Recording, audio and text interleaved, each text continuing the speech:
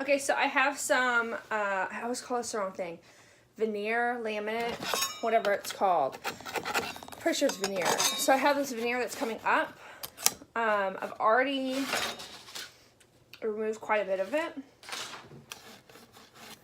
But inevitably there's some spots that get left behind where the glue has not come up yet. So I don't really know what this is called. Some kind of scraper, whether it's drywall scraper. I'm not sure what this is called, but it works great. What I normally do first, well, I've not done this very much, but I've done this one time before, is I get a damp towel or like hand towel, a smaller one, and I lay it on top of the veneer that's not come up. And what that does is that gets down to the glue and loosens up the glue. Now, a lot of this is coming up pretty easily, so I'm going to try and just scrape it up. We'll see how it works. If it doesn't come up without getting damp, then I'll go back and just set a damp towel on here until it's kind of loosened up that glue. But I'll just kind of show you how you will remove your veneer if you need to remove veneer.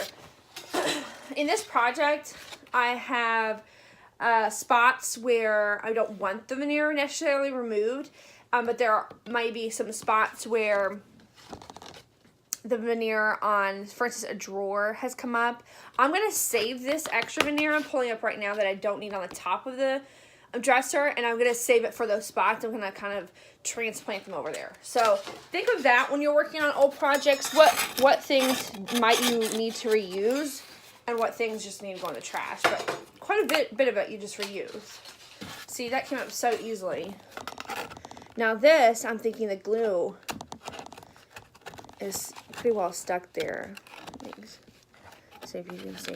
I am not a professional in any way, shape, or form. So if you are, I'm sure you have a better way of doing this, but I'm just a person trying and having fun at it and want to share what I've learned along the way. So when I come up from the bottom, see, it's just coming up really easily. Careful that you don't want to dig into the actual wood that's there, because then you're going to have to sand that out, and it's just not.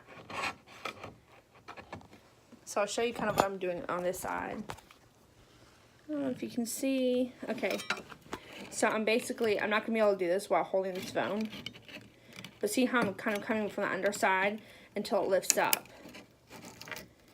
Until it lifts up gently. Okay. And then, well, that didn't work because I'm trying to watch my phone.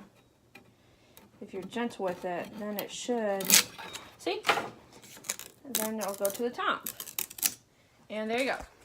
So that's kind of how you would remove veneer, if that's what it's called, from old furniture. And you really do, you want to save that veneer at least until the end of your project, just in case something happens to another part of your project that you might want to use it for. So I hope that helps.